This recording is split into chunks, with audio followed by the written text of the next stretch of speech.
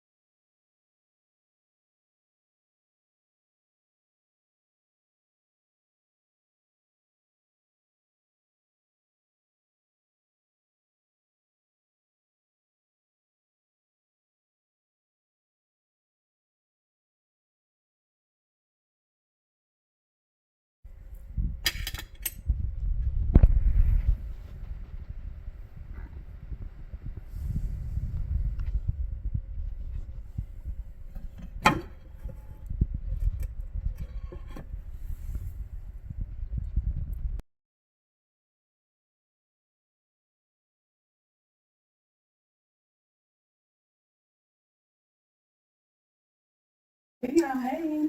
Welcome back to Keisha's Crumbs. Well, we have a special appreciation for all things homemade, and we hope that you will too. Y'all, I had to come back in front of this camera because I said, wait, something is going left. Something is not quite right.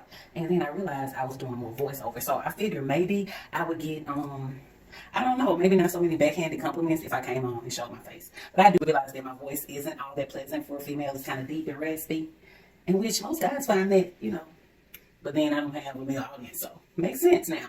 Y'all, we are here today because we are about to make something very, very special. I've been trying my best to stay on with the Thanksgiving theme, but at the same time, I like soul food, and so I decided, who doesn't?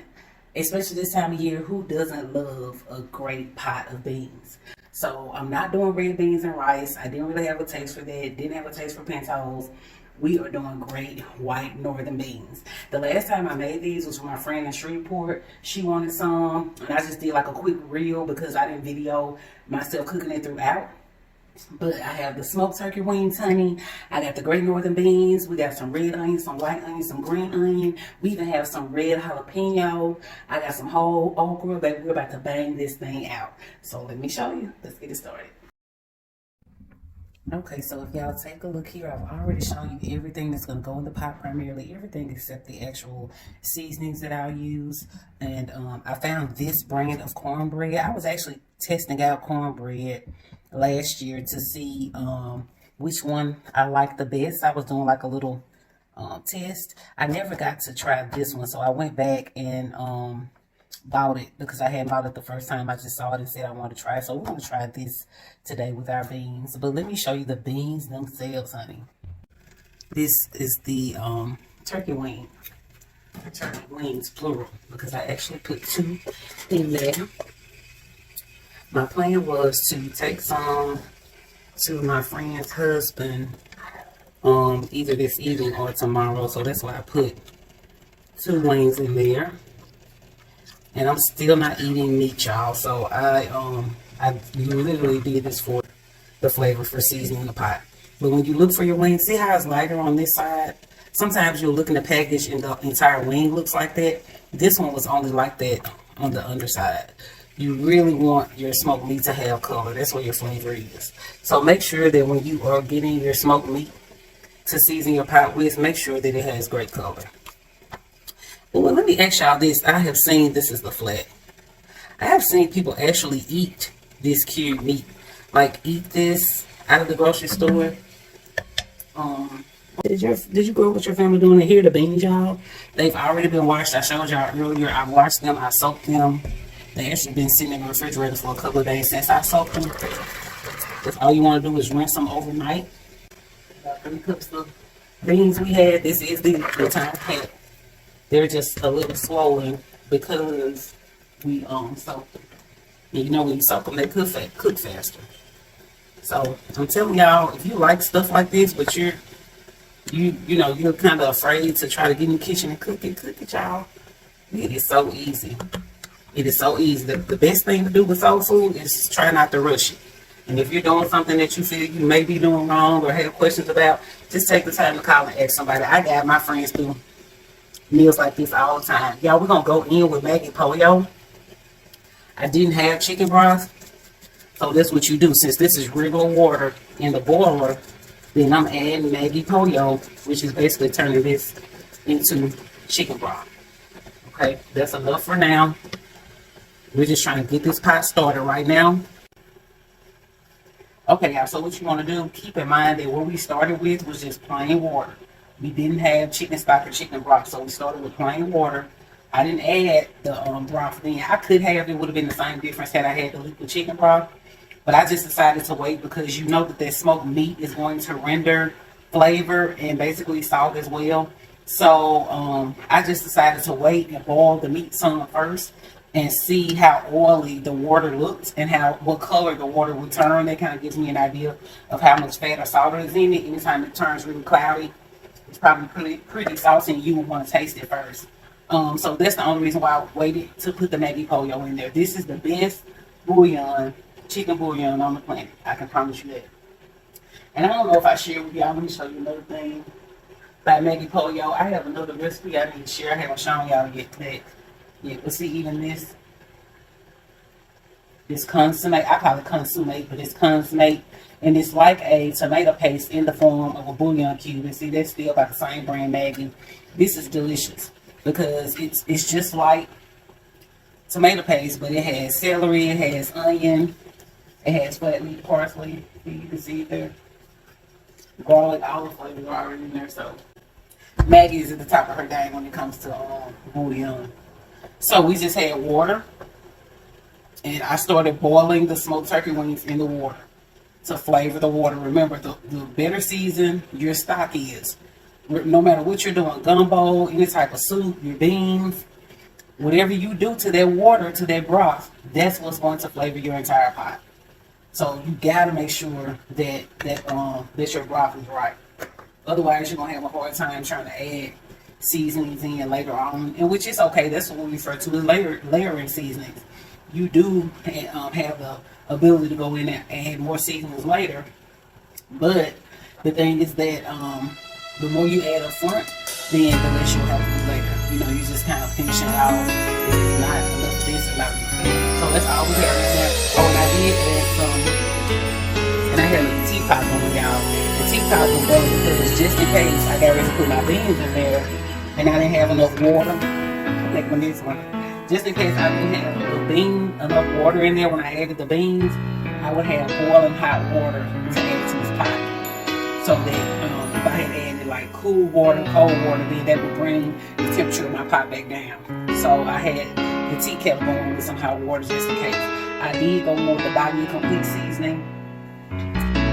This again has the basil, flat leaf parsley, garlic, and onion. So this is just like a really, really flavorful bean blend. I don't know why I'm so tongue-tied, y'all. I think I'm tired.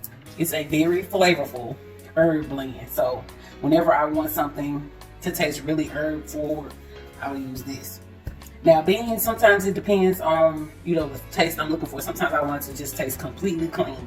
If you just want completely clean beans, meaning you don't want any other, you know, all these other flavors mixed in with it, then all you have to do is, I would still say, add just a little garlic, and then do your chicken broth or your chicken bouillon, salt and pepper, you're good to go.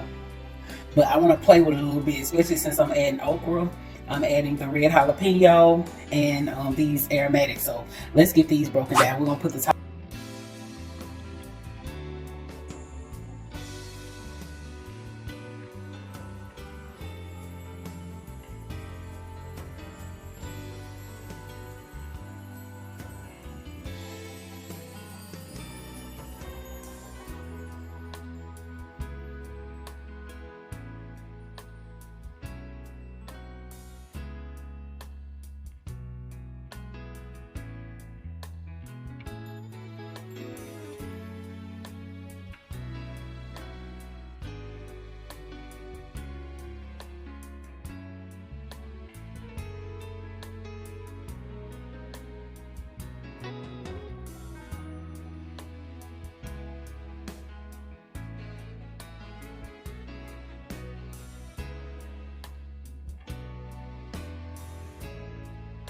To be somewhat visible, so that's why I wait until it's almost done. The pot is almost done, and I'll add it at the end. And if you watch me cook before, you're probably familiar with me doing that. Y'all, these are the red jalapenos. I get these from the Hispanic market. They are delicious. If you ever see them, pick you one up, and you can even taste it. Like last night, I ate one raw, and it tastes a lot like a jalapeno. The flavor profile is really similar to a green jalapeno. The only difference is that this is sweeter. And the last time I cooked stewed pork, I just dropped one of these in there whole, actually in my Instapot. I dropped one in there whole, and I could tell that it really added a different type of flavor. But I couldn't put my hand on it. I was just like, because, you know, green jalapeno is spicy, and then there's really nothing else to it unless it's pickled. This actually has flavor. And when I tasted it last night, I realized that it's actually sweet, since I had the opportunity to taste one raw when I fried that salmon. I said, oh my goodness, it tastes just like a jalapeno, except it's sweet. So if you ever have the chance to buy one, pick you one up. There's the green onion. And I'm going to put this in the beans whole with the stem and all, like I normally do when I've used it before. I only want a small piece of bell pepper. I probably should cut it like this. I don't really like the taste of bell pepper in my white beans as far as cutting it up in there. So I'll just add a piece of it. I may change my mind and take this out at the end, or not add it once I taste my beans and broth. Now, what I'm going to do, y'all, and this will be my first time doing this, I'm actually going to roast this garlic. I have some whole fresh cloves in the refrigerator, but another thing I want to do to make sure that this is really, really flavorful is I want to add roasted garlic. Because remember, y'all, I'm not eating meat, so these beans, with the exception of the amount I'm going to take to my friend's husband, these beans are going to be what I'll be working with, honey, all next week. I'm going to make a vegetable medley. I'm going to make a vegetable medley. I'm going to make a vegetable medley. And so I'll be eating off both of those items. I'll be eating off these beans and the veggie medley next week. So that's why I really want to make this pot of beans kind of special. So here we have it. This is the way I've always seen people do it in videos. Again, I've never roasted garlic. I probably don't need this much. I could have broken the head down, but what I'll do is I'm going to go ahead and roast it off. And then I feel like because of all the cooking I'll be doing this week and next week, it'll be good for me to already have this on hand. Because I'm only going to squeeze half of it in the beans. I'm not going to use all of it. So that's what you do. See, that's the bottom. That's the root. So we just cut the tip off to open up the head. And we're going to prep this for roasting. Alright, y'all, we're back. I have my little handy dandy convenient foil sheet. We got 3 of them. Put the head of garlic in the middle. And then we're supposed to add some salt to it. Trader Joe's sea salt, and the EVOO. Let's see, shake some salt on it. That should be enough. And there's our oil. I'll bring it up on all sides.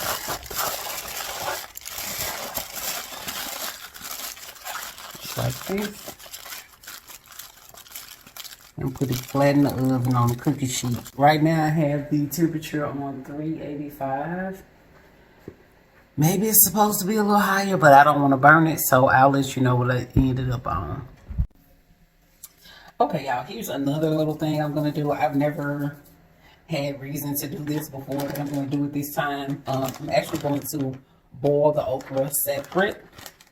I normally dump it right in at the end, because that's one thing you do to keep your gumbo or your beans from getting slimy with the okra, is you wait until the end when everything is primarily done. Add the okra there. And so what you're doing is the okra is not really cooking or stewing inside the pot. You're basically just steaming after everything else is done. Well, I want more okra in here. I do have more whole okra in the freezer too. But I'm just gonna go ahead and use this. Let's do that again. I'm just gonna go ahead and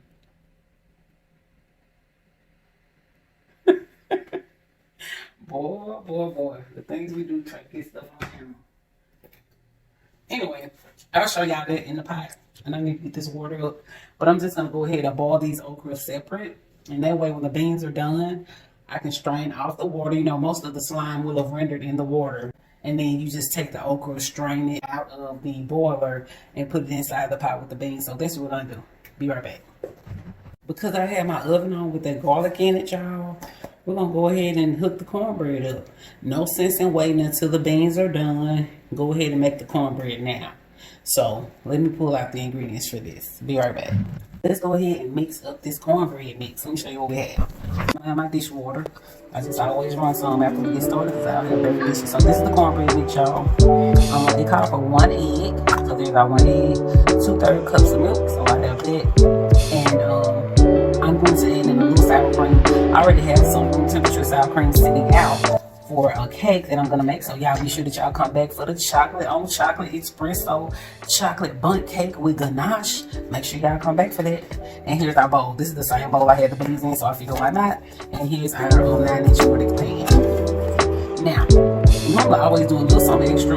I still may put an additional egg in here. I'm not sure if I want the cornbread to be super fluffy. I have no idea what the texture of this cornbread is like.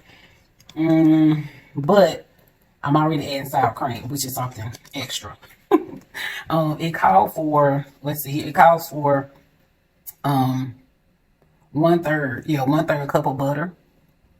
The box does. And then you're gonna need some oil for the pan. So I normally put like Crisco or something in the pan, but I've cut it already. And so we're gonna melt this butter. This will actually go in the cornbread mix, right? This will go in the cornbread mix. And then this one will go in the pan. So I'm just going to go ahead and take this off. You know, for your cornbread to get crispy edges, that's another reason why we normally don't do butter, because butter has milk in it. Well, this does because it's sweet cream butter. And so it's still not going to give you that crunch that lard or Crisco would, but it's fine. I just explained it so y'all get that part. But we're going to go ahead and heat this up anyway. Let it heat up.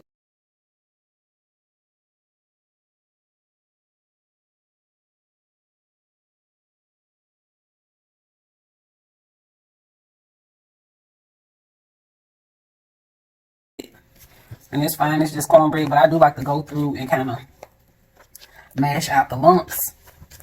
Having all those lumps in your mix just makes it more difficult to make sure there are no lumps when you get ready to add your wet ingredients. Okay. So what y'all think on, should we do 1 egg or 2? Now normally my grandmother, and I can see my mother right now tasting this cornbread mix, like wetting their finger, putting it in there and tasting it. That's how you know how sweet it is, how salty it is. And you can decide from there. But okay, we got the butter in the microwave, but I want y'all to see, it's probably backwards because of the way I got my phone, but I want y'all to see it did in fact call for the cornbread mix, 2/3 cups of milk, and 1/3 cup of butter. So what we're doing different and extra is we're gonna add some sour cream, honey. And make sure that thing is extra moist. We're gonna add some extra sour. We're gonna add sour cream. I may back off of some of the milk just because this counts as a liquid as well. But then again, that may be why I add an extra egg. And I may need to add in some baking soda. That's what I'm gonna do, y'all. 1 second. Okay, y'all, we are back. I'm starting to smell that garlic. That's what I was waiting for it to get aromatic. And I'm starting to smell it. But we're gonna do, we have the baking powder right here.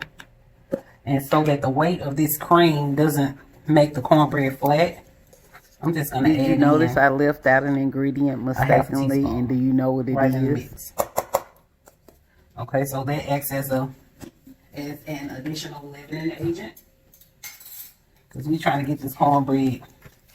I think I want it fluffy.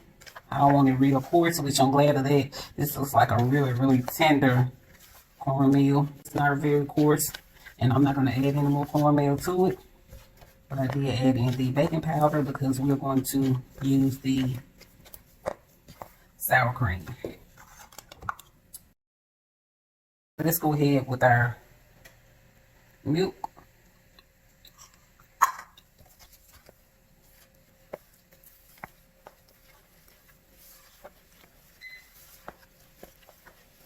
Remember, our pan is in the oven getting hot with the butter.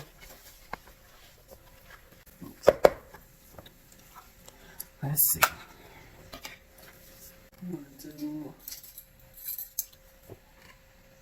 We'll just do a heaping. I was gonna do 2 tablespoons. A heaping tablespoon is about as much. I think it's gonna be delicious. Lord, y'all, I'm still missing my other ingredient. See, now I can just drop it in my dishwater. It's already soaking.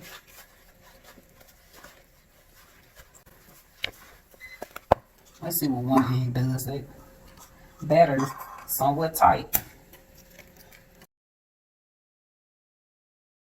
I normally kind of beat my eggs before I put it in the mix, but the egg, of course, is going to loosen it up some.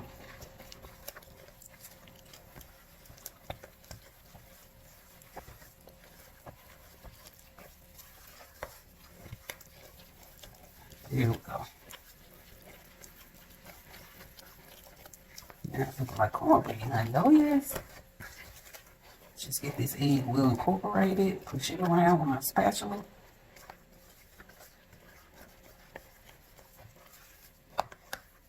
There it is, y'all. You can tell it has honey in it, so I know it's going to be sweet. That's where all that extra tension comes from, that honey. I'm going to read the ingredients. I bet you it has honey in it. Okay, so let's get the pan out. Definitely take the garlic out next. But there's our pan with the melted butter. We're going to swirl it around the edges. I love my Nordic pans. Very hot. We're going to go right in with the cornbread.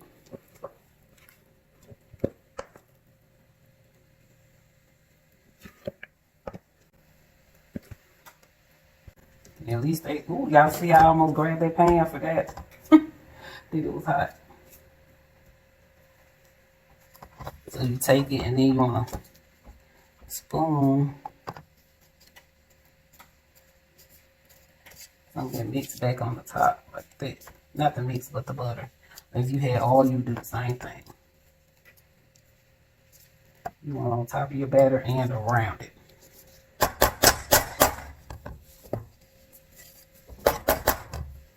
There we go.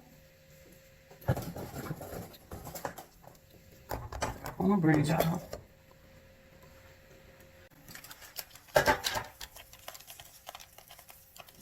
That thing popping, ain't you? Y'all ready to see this garlic, honey? Roasting some garlic for the first time. Let's open up this garlic. Jesus, please to be. Nope, not quite. It's soft, but it's not all the way roasted yet. We'll put her back in the oven. Come over here and take a look. take a looky at these cookies. I don't know how cookies yet. Y'all see the okra? Okra's doing wonderfully.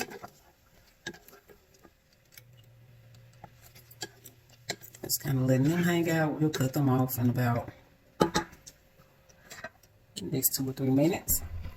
Then come on over here so you can see these beans.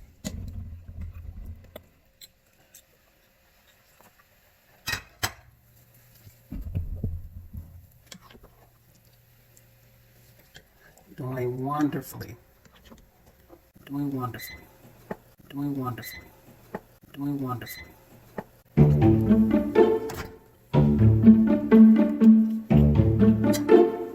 Oh my goodness, y'all. That's why I forgot to put the butter in the cornbread. Oh my goodness. Y'all, I forgot to put the butter in the cornbread. Ain't nobody saying nothing. Look how quick the cornbread start bubbling up. But you know what I'm about to do? Put it right in here. And stir it around. I'm going to say this for the blooper section. And somebody's going to say, she ain't show us up in the cornbread. I mean the butter in the cornbread. Mix it up right inside of here. Because it has to have that fat besides what's in that egg. Especially since I didn't double the egg up. So this is fine. I'm just mixing it up in the pan. And her butter not one bit. And thank God I opened that microwave. I'm trying to think what did I open. Oh, the microwave was still beeping. You know how once it finishes, it beeps when it initially finishes. And then that's literally what it was doing, was a reminder beep. Ooh, it's some rich cornbread, y'all. Because the cornbread was looking fatty and buttery and shiny and yellow enough, you would think it had the fat in it. That's why I didn't think anything of it after I incorporated the egg. Babe, this about to be some rich cornbread. We gonna see. So there it is, y'all. Going back in the oven now. Ouch. Back in the oven. The other thing we're gonna do, I told y'all I took the okra off the eye. That's the stove. Took the okra off the eye. I wanted to show y'all this. I know I showed you really quickly initially, but we have parsley that's in the tube as well, and then the jalapeno.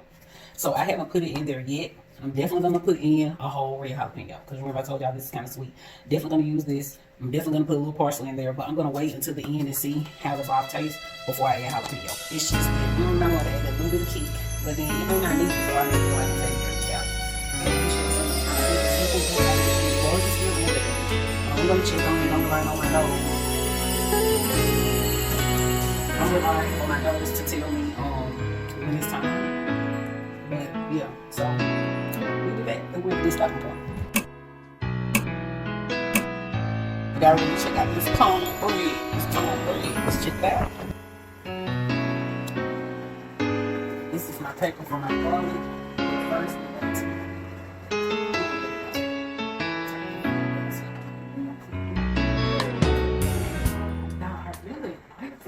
and I didn't even notice that it was flesh mix until I was telling y'all that. But it mixed up quickly. Look at it. Look how beautiful that is. So it mixed up quickly, as well as it baked up quickly. See, I got some butter here. I was trying to decide whether I wanted to melt butter and pour on top, or just rub a little chilled butter on it. I don't want to change the texture and the integrity of the top being kind of crusty like that. I don't want to turn it damp, so I think this is better.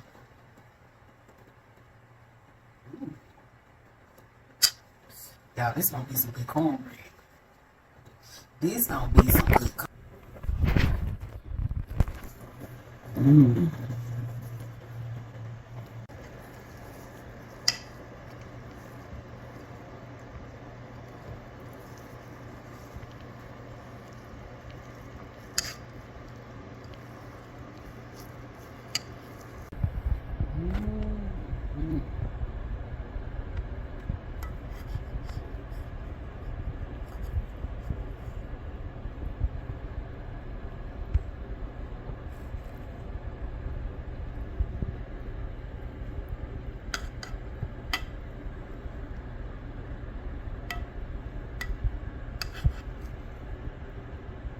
Alright, y'all, so now that we have the cornbread situated, let's take a look at our garlic. turn brown. So I was thinking, Keisha, maybe that you were supposed to open it here. Hey y'all, if you want to hear my review of this Fleischmann's homestyle cornbread, be on the lookout. I'm going to create a separate video.